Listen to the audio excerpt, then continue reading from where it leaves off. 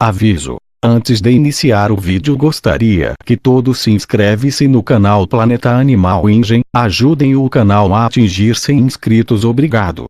Bem-vindo ao canal, amigos e amigas, a paz do Senhor Jesus Cristo. Hoje farei um pequeno documentário sobre um pequeno peixe chamado Stetacanthus, um exemplo pequeno de tubarão. Bom, deixe seu like, inscreva-se e ative o sininho para não perder nenhum vídeo, pois soube que existir vários inscritos que não recebem notificações. Para evitar vocês de perderem meus vídeos novos, sugiro que ativem o sininho. Bem, vamos ao vídeo.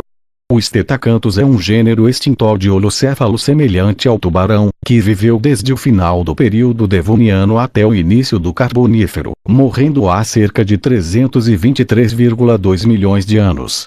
De acordo com a teoria da evolução continuando, fósseis foram encontrados na Ásia, Europa e América do Norte. O Stetacanthus tinha cerca de 70 centímetros, 2,3 pés, de comprimento e, em muitos aspectos, tinha uma aparência de tubarão. No entanto, é mais conhecido por sua barbatana dorsal de forma incomum, que se assemelhava a uma bigorna ou tábua de passar roupa. Pequenos espigões, versões ampliadas dos dentículos dérmicos que cobrem a pele do tubarão, cobriam essa crista e a cabeça do peixe-gato também. A crista pode ter desempenhado um papel nos rituais de acasalamento, auxiliado no clampeamento do ventre de animais marinhos maiores, ou usado para assustar potenciais predadores. Como outros membros de Stetacanthidae, Stetacanthus tinha cinturas pélvicas únicas, escamas unicorneas e não crescentes, uma barbatana peitoral composta de metaptergium com um chicote anexado e uma distinta primeira barbatana dorsal e espinha dorsal, denominada complexo da espinha dorsal. O neurocrânio tinha uma estreita plataforma suborbital, uma ampla prateleira supraorbital, uma curta divisão óptico-occipital, grandes órbitas, e dentes cladodônticos que se alinhavam precisamente.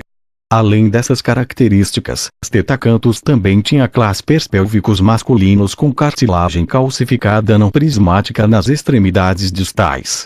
O complexo da espinha dorsal ocupa o mesmo local que a primeira barbatana dorsal em outro peixe, agulha, e contém uma placa basal que se estende dentro de uma espinha dorsal geralmente posterior, composta de dentina trabecular. Os espinhos assemelham-se aos dos modernos tubarões e raias, mas curiosamente não possuem nenhum tecido superficial semelhante ao esmalte. A dentina trabecular contém pedaços de fibras que sugerem anexos à musculatura epaxial. A maneira como esses músculos teriam sido posicionados implica que a coluna poderia ter sido movida na direção antero-posterior. A chamada escova não é fibrosa como se acreditava originalmente, mas consiste em vários túbulos membranosos paralelos feitos de cartilagem calcificada globular. A base da escova e a placa basal são cobertas por uma fina camada óssea acelular. Zangero afirma que esses túbulos são semelhantes aos tecidos eréteis em humanos e, portanto, o complexo pode ter sido inflável. O complexo é coberto por até 9 fileiras de grandes dentículos apontando anteriormente. O lado dorsal da cabeça tem sua própria coleção de dentículos que apontam posteriormente.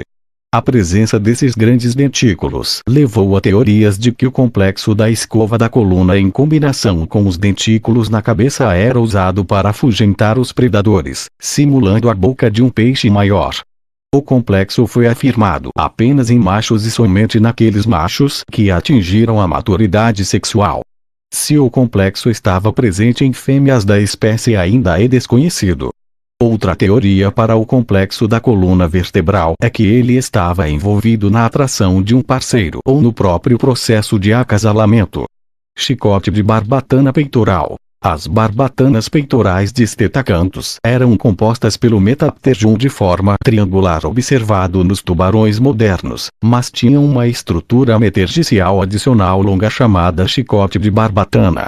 Esses chicotes de barbatana contêm pelo menos 22 cartilagens axiais e se estendem além das barbatanas pélvicas. Os 3 axiais mais anteriores são mais curtos que os axiais mais posteriores. O propósito dos chicotes de barbatana é desconhecido, mas foi sugerido que eles foram usados durante o acasalamento. É certo que Stetacanthus era um carnívoro e, considerando seu pequeno tamanho, provavelmente se alimentava de pequenos peixes, braquiópodes e ossículos crinoides como outros tubarões de seu tempo.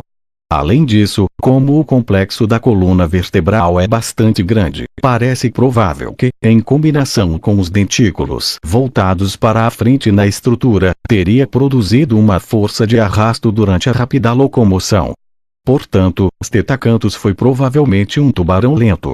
As barbatanas de Stetacanthus também eram menores do que em outros tubarões do mesmo tamanho, e seus dentes também estavam no lado pequeno em relação a outros pequenos tubarões paleozoicos, sugerindo que Stetacanthus pode ter sido um morador de fundo. Considerando que a maioria dos espécimes de Stetacanthus foram recuperados na pedra calcária de Bear Gulch, em Montana, é possível que esta área não fosse apenas um terreno fértil para outros tubarões, mas também para Stetacanthus, sugerindo que eles eram migratórios. Agradeço a você que assistiu o vídeo até aqui. Nesse canal existir mais de 100 vídeos, ou seja, existir muito coisa por aqui, e passem no canal secundário, o Planeta Animal. Bem, até a próxima.